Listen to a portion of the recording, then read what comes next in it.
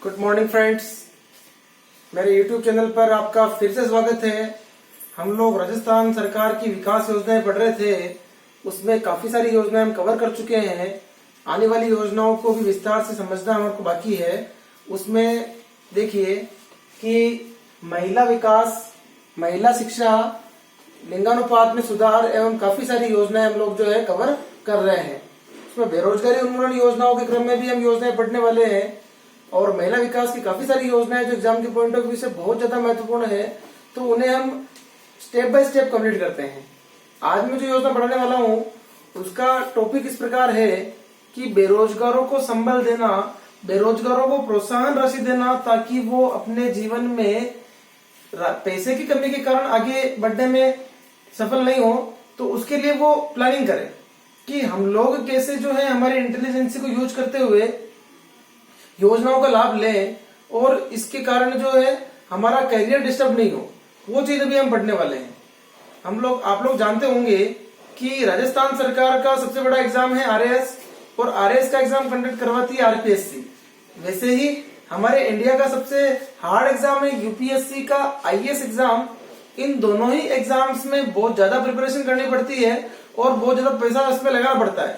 Coaching का पैसा, stationery का पैसा और काफी ज्यादा पेशेंस चाहिए।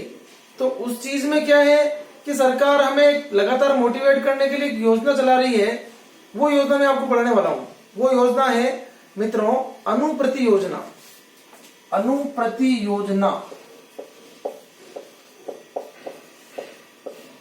पहले अनुप्रति योजना का मैं इंट्रो देना चाहूंगा।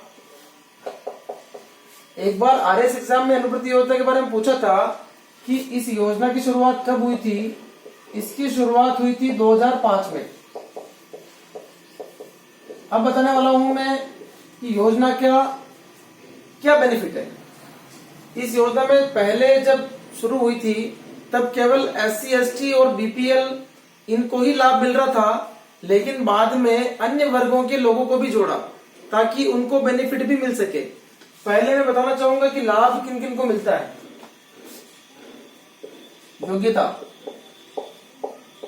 योग्यता चाहिए।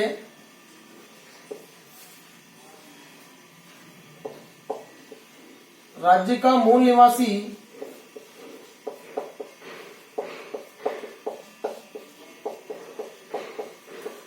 जो कि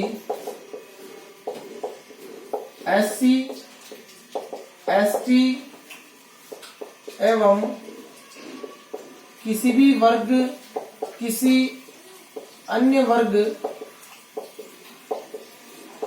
में बीपीएल वर्ग का है तो उसे बेनिफिट मिलता है। ठीक है। दूसरी बात, उस परिवार की पारिवारिक वार्षिक आय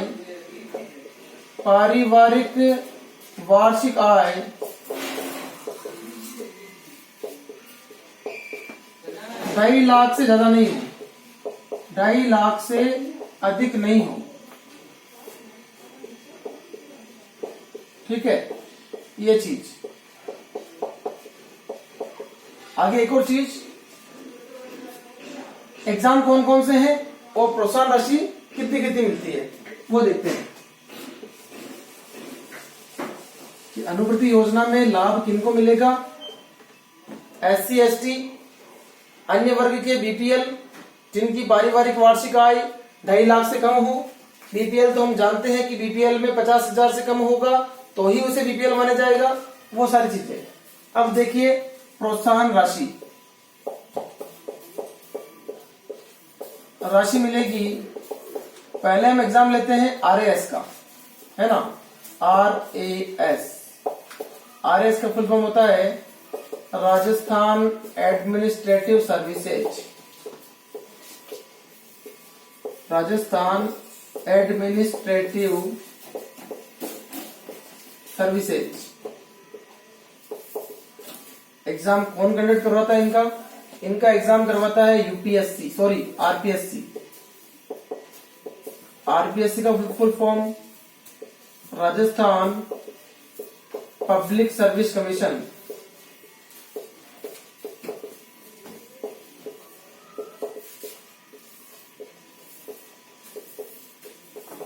है ना, राज्य लोक सेवा आयोग, जिसका हेडक्वार्टर कहाँ है, अजमेर के अंदर।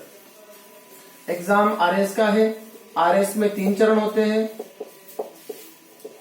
पहला चरण होता है इसमें आरएस प्री, है ना, प्री पास करते ही इन्हें राशि मिलती है 25,000 रुपए। ठीक है। फिर ये मेन देते हैं और मेन में यदि फेल हो जाते हैं तो कुछ नहीं मिलता है, वापस प्री देते हैं, वापस मिलते हैं 25,000 रुपए। जितनी बार एग्जाम देंगे, जितनी बार एग्जाम उत्तीर्ण करेंगे, उतनी बार अमाउंट मिलेगा, लेकिन उसमें अटेम्प्ट जो है वो फिक्स होते हैं। नेक्स्ट, प्री पास करने के बाद जो अभ्यर्थी है वो आरएस मेंस देता है और मेंस पास कर लेता है तो इन्हें 20,000 मिलते हैं, 20,000 रुपीज। मेंस के बाद फिर इंटरव्यू देते हैं। देन इंटरव्यू में इन्हें मिलते हैं 5,000 रुपए और इनको हम टोटल करें तो ये राशि बनती है 50,000 रुपए, 50,000 रुपीज। ओके, ये आरएस प्री का रेशो है। आरएस प्री में 3 चरण है। प्री में 25,000 रुपए, मेंस में 20,000 रुपए, इंटरव्यू में 5,000, टोटल 50,000। ओके, ये आरएस की बात हुई। आरएस के बाद हमारे इंडिया का सबसे इंपॉर्टेंट एग्जाम कौन सा है भैया? यूपीएससी का आईएएस एग्जाम है ना। बात करते हैं यूपीएससी की। यूपीएससी की full form union public service commission, यानी कि संघ लोक सेवा आयोग।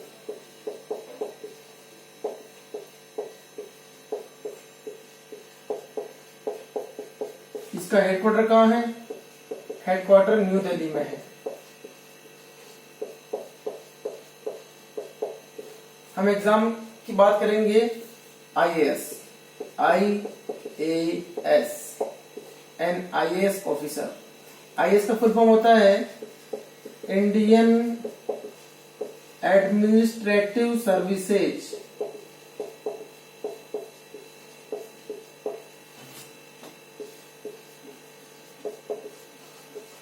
आरएस की ही तरह यहाँ पर भी 3 चरण होते हैं। इसमें आईएएस प्री पहला चरण है।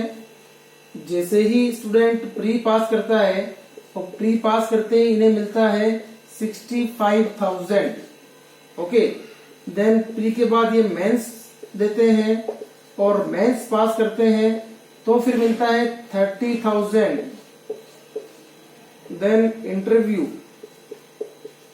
स्टूडेंट इंटरव्यू दे रहा है और इंटरव्यू पास करता है तो इन्हें 5,000 रुपीज मिलते हैं और इनका टोटलिंग होता है 1 लाख रुपीज।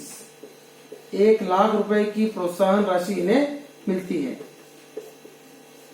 तो आप देखिए कि गवर्नमेंट जो है इन बड़े बड़े एग्जाम्स के लिए काफी राशि दे रही है ताकि इनमें कोचिंग का अमाउंट और स्टेशनरी का अमाउंट आप आराम से निकाल सकें और अपनी प्रिपरेशन को जो है लगातार जारी रख सकें। ये दोनों एग्जाम हो गए हैं। अब मैं आपको कुछ एग्जाम और बताने वाला हूं। आप लोग जानते होंगे कि भारत में इंजीनियरिंग के लिए सबसे बड़ा संस्थान कौन सा है? संस्थान है यहाँ पर IIT, Indian Institute of Technology, IIT. Then MBA के लिए सबसे बड़ा इंस्टीट्यूट कौन सा है? वो है IIM, Indian Institute of management. तो दोनों ही एग्जाम बताने वाला हूं मैं आपको। आईआईटी का एग्जाम जो है वो है हमारा, आईआईटी के लिए जो है हम लोग कौन सा एग्जाम देंगे मैं बताने वाला हूं आपको। वो एग्जाम होगा आपका IIT JEE mains, IIT JEE. और एमबीए के लिए कौन सा एग्जाम होगा? वो होगा केट। वो भी मैं आपको बता देता हूं कि वो एग्जाम उत्तीर्ण करने के बाद उसमें कितनी राशि मिलेगी वो भी हमारा जानना आवश्यक है। सबसे पहले बात कर लेते हैं हम लोग इंजीनियरिंग एग्जाम। भारत में इंजीनियरिंग के लिए सबसे बड़े संस्थान है वो है IIT, Indian Institute of technology. Management के लिए जो एग्जाम होता है वो होता है cat, CAT cat, common admission test. और एग्जाम करवाता है भैया IIM।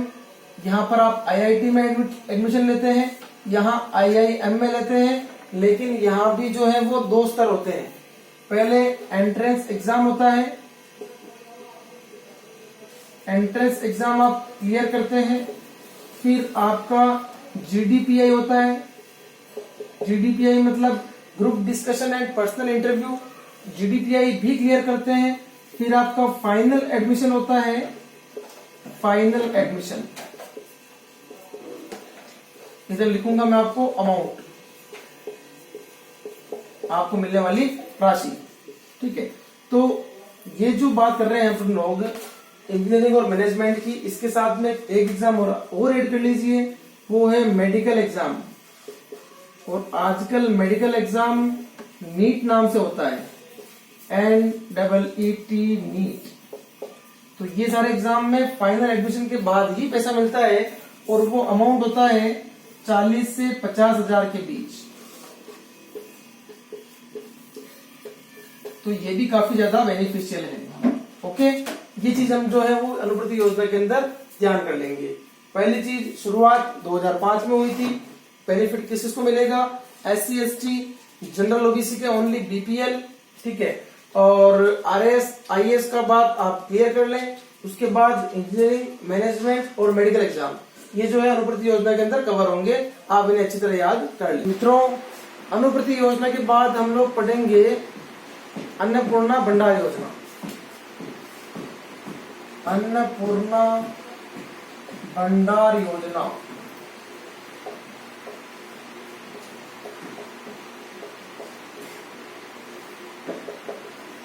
इस योजना के बारे में बता दूं मैं आपको। यह योजना राशन की दुकानों से संबंधित है। राशन की दुकानों को अपग्रेड करने के लिए या फिर गांवों के अंदर प्रोडक्ट जो है वो MRP से कम रेट पर उपलब्ध करवाने के लिए सरकार जो है एक योजना चला रही है। उस योजना के बारे में बताना चाहूंगा मैं आपको।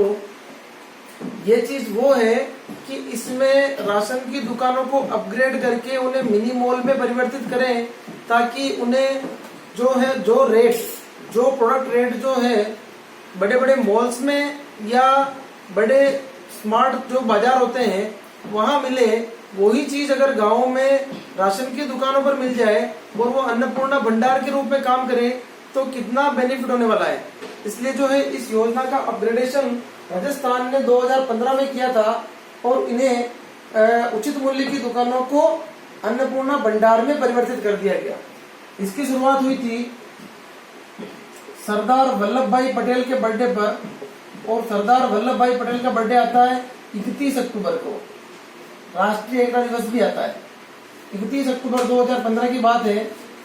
शुरुआत करने वाली मैडम थी, मैडम कौन? वसुंधरा राजे, ठीक है। और इस योजना का उद्देश्य, पहला उद्देश्य गांवों में उचित मूल्य की दुकानों पर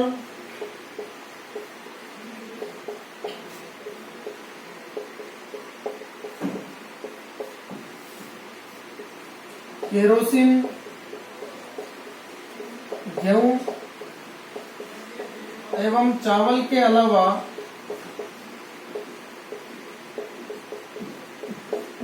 अन्य रोज काम आने वाली वस्तुओं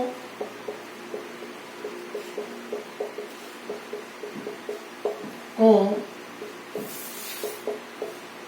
MRP से कम रेट पर उपलब्ध कराना। अन्नपूर्णा भंडार योजना में MRP से कम रेट पर वस्तुओं को उपलब्ध कराना। दूसरी चीज इसके अंदर देखेंगे आप, लोगों को शहरी उपभोक्ता की तरह, शहरी उपभोक्ता की तरह सारी सुविधाएं गांव में ही मिल जाए।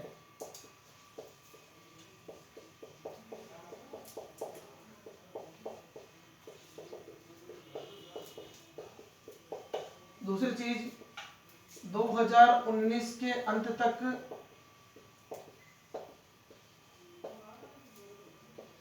सरकार ने ऐसे 6,500 से भी ज्यादा अन्नपूर्णा भंडार खोले हैं। मित्रों, ये योजना आपको अच्छी तरह समझ में आ गई होगी। आगे अन्नपूर्णा की सीरीज में ही आगे एक और योजना पढ़ेंगे, वो योजना है अन्नपूर्णा दुग्ध भंडार योजना। अन्नपूर्णा दुग्ध भंडार योजना।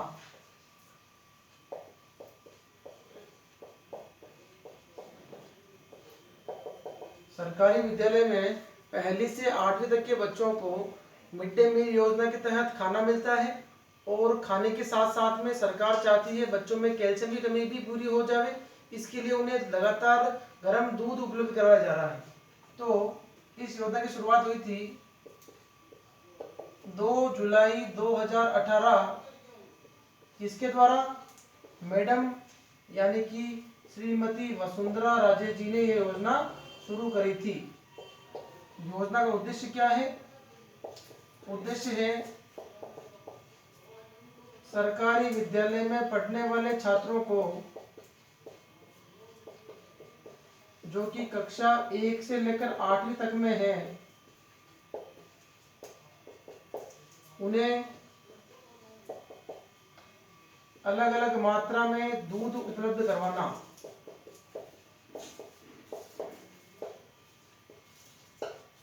दूसरी चीज, जिससे कि बच्चों में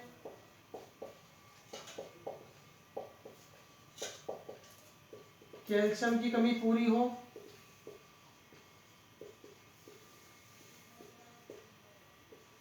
और उनका पोषण स्तर में सुधार हो। पोषण स्तर में सुधार। ठीक है भैया। तो अन्नपूर्णा दुग्ध भंडार योजना के अंदर मात्रा कितनी होनी चाहिए, वो दूध की मात्रा देखेंगे आप लोग। दूध की मात्रा पहली से 5वीं तक के बच्चों को 150 ml और 6ठी से 8वीं तक के बच्चों को 200 ml दूध उपलब्ध करवाना। ठीक है। आगे देखेंगे अन्नपूर्णा दुग्ध भंडार योजना आपको समझ में आ गई होगी। जैसा कि मैं देख रहा हूँ कि शुरुआत 2 जुलाई 2018 को हुई थी। शुरुआत हुई थी जयपुर जिले के दहमी कला गांव से। जयपुर जिले के दहमी कला गांव से। उद्देश्य है बच्चों में कैल्शियम की कमी को पूरा करना और उनके पोषण स्तर में सुधार। पहली से 5वीं तक के बच्चों को 150 ml और पहली से 6ठी से 8वीं तक के बच्चों को 200 ml दूध की मात्रा उन्हें देना। पहले सप्ताह के 3 दिन ही उन्हें दूध दिया जा रहा था। उसके बाद में सरकार ने पूरा का पूरा वीक यानी कि सप्ताह के 6 दिन तक बच्चों को दूध उपलब्ध कराने की योजना बनाई है। आगे देखेंगे एक और योजना जिसके अंदर सरकार जल को बचाने के स्तर पर काम कर रही है और जल अमृत के समान होता है। इसकी बूंद बूंद को बचाना बहुत आवश्यक है। कैसे है कि राजस्थान पश्चिमी भारत का भाग है। राजस्थान भारत का सबसे बड़ा राज्य है और यहाँ भौगोलिक जो लोकेशंस है वो काफी उसमें असमानताएं हैं। उसके कारण जल का जो है वितरण एक समान नहीं है। तो सरकार चाहती है कि हम लोग ऐसे उपाय करें जिससे कि वर्षा के जल का अधिक से अधिक संग्रहण हो और उन्हें हम लोग उनके जो रिसोर्सेज है उनमें बनाए रखें, ताकि खेती के लिए, पेयजल के लिए काफी मात्रा में जल जो है वो संरक्षित हो सके।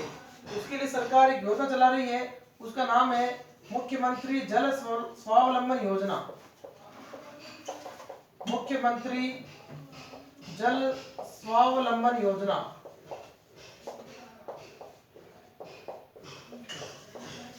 इस योजना की शुरुआत हुई थी 27 जनवरी 2016। शुरुआत करी मैडम यानी वसुंधरा जी, पूर्व सीएम वसुंधरा राजे वसुंधरा राजे का जो है चुनाव एरिया है, इलेक्शन एरिया, वो झालावाड़ है और शुरुआत उन्होंने झालावाड़ से ही करी है। इसे कैसे याद करेंगे अपन लोग? देखो, गांव में देखा होगा महिलाएं घड़े को जो सर पे रखती है और घड़े में पानी लेने जाती है, तो महिलाओं के सर पे घड़ा पड़ा है और घड़ा कहाँ है? देखिए, घड़ा उठाने वाली पहली महिला है मामीसा। मामीसा मतलब वसुंधरा राजे सिंधिया। वसुंधरा राजे के माथे पे घड़ा पड़ा है और घड़ा जो है वो सिर पे है और सिर गर्दन पे है। तो इनका संबंध झालावाड़ से है। झालावाड़ जिले में झालरापाटन तहसील और झालरापाटन तहसील के गर्दनखेड़ी गांव से। तो गर्दन जो हमें इस प्रकार याद होगा, झालावाड़ जिले के झालरापाटन तहसील के गर्दनखेड़ी गांव से। गर्दनखेड़ी। और देखिए आप लोग कि उद्देश्य क्या है? उद्देश्य है राज्य में वर्षा के पानी का संरक्षण। दूसरी चीज, मिट्टी के कटाव को रोकना।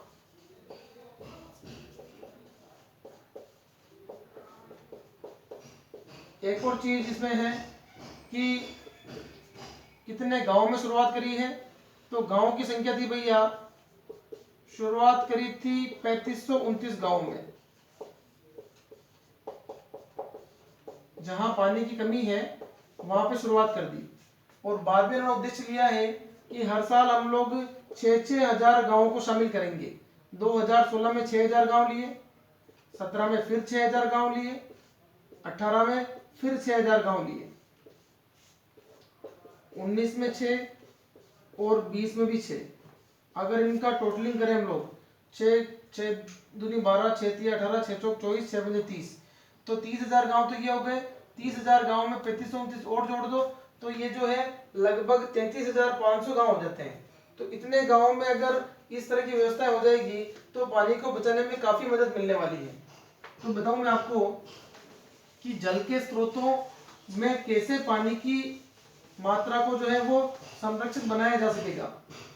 तो जल के पारंपरिक स्रोत जो है वो मैं बताना चाहूंगा आपको। पारंपरिक स्रोत गांव में कौन कौन से होते हैं? ये होते हैं कुएं, बावड़ियां,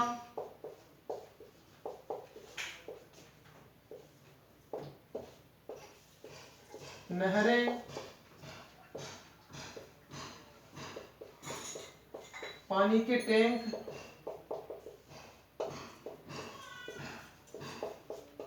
कृत्रिम नाडे या प्राकृतिक नाडे। नाडे समझते हैं आप लोग? नाडे या नाडा। नाडा वो चीज है कि तालाब जो है, तालाब तो आप समझते हैं बहुत बड़ा एरिया होता है, लेकिन तालाबों से छोटा भूभाग जिसमें वर्षा का पानी आता है और वो ऑटोमेटिकली अपनी जगह बना लेता है। तो वो छोटा स्थान जो है, छोटा पानी का संग्रहण क्षेत्र नाडा कहलाता है। और इसके अलावा रेगिस्तानों में जो इस प्रकार के खड्डे होते हैं उन्हें टाका बोलते हैं। टाका। ये जो स्रोत है इसमें अगर इनकी मरम्मत की जाए, इनकी लगातार रूप से मरम्मत की जाए, इनके टाइम पे मेंटेनेंस हो, तो यहाँ पर पानी को संरक्षित लंबे समय तक किया जा सकता है। जैसे साल भर का पानी जो है अगर इनमें संरक्षित रहेगा तो पशु पक्षियों को, लोगों को और फसलों के लिए पानी की जो मात्रा है वो लगातार बनी रहेगी। एक चीज और बताना चाहूंगा मैं आपको कि आजकल घरों में वाटर हार्वेस्टिंग सिस्टम किया जा रहा है। वाटर हार्वेस्टिंग सिस्टम, जिससे वर्षा के जल को घरों में संग्रहित कर सके। वाटर हार्वेस्टिंग सिस्टम क्या होता है? घरों की छतों पर ऐसा सिस्टम लगाना जिससे कि छतों पर आने वाला पानी वहीं से पाइपलाइन के माध्यम से एक टैंक में इकट्ठा हो जाए और उस पानी को लंबे समय तक बनाए रखा जा सके। अगर आने वाले टाइम में यदि वाटर हार्वेस्टिंग सिस्टम सभी घरों में अपनाया जाएगा तो घरों में जो है या लोगों के लिए पानी की कमी जो है वो नहीं होगी और सरकार अपने उद्देश्यों में सफल हो पाएगी। ये थी हमारी मुख्यमंत्री जल स्वावलंबन योजना। शुरुआत 27 जनवरी 2016। शुरुआत कहां से हुई है? झालावाड़ जिले के झालरापाटन तहसील के गर्दनखेड़ी गांव से। ठीक है, जो कि वसुंधरा जी का क्षेत्र है। पारंपरिक स्रोत कौन कौन से हैं? कुएं, बावड़ियां, तालाब, नहरें, पानी के टैंक, कृत्रिम नाडे, टाका आदि का संरक्षण आदि की मरम्मत जो है वो लगातार रूप से की जाए तो सरकार जो है अपने उद्देश्यों में कामयाब हो पाएगी। पहले हमने अन्नपूर्णा सीरीज पढ़ी थी, उसके बाद हमने जल स्वावलंबन योजना पढ़ी है, और आने वाली योजनाएं जो है वो मैं आपको आने वाली क्लासेस में पढ़ाऊंगा। इन योजनाओं में किसी भी प्रकार की आपको प्रॉब्लम हो रही हो और कोई प्रश्न हो तो मुझे कमेंट करें, और योजनाओं से संबंधित कमेंट करें ताकि उन्हें मैं आपको अच्छी तरह क्लियर कर सकूं। और करंट अफेयर्स में अगर आपको किसी प्रकार की समस्या आए तो मुझे आप निम्न नंबर पर व्हाट्सएप कर सकते हैं, और मुझे आप कमेंट बॉक्स में कमेंट कर सकते हैं। मैं आपको जल्दी ही मेरा ईमेल आईडी भी उपलब्ध करवा दूंगा, आप चाहें तो मुझे मेल भी कर सकते हैं। ठीक है, मेरे यूट्यूब चैनल पर लगातार इसी प्रकार क्लासेस ली जाएगी, और उसमें कोई भी आपको कमी लगे, कुछ आपको जो है प्रॉब्लम हो तो मुझे प्लीज कमेंट और एसएमएस करके बताएं। यदि अभी तक भी आपने चैनल को सब्सक्राइब नहीं किया है तो इसे ज्यादा से ज्यादा सब्सक्राइब करें, शेयर करें, लाइक करें। धन्यवाद।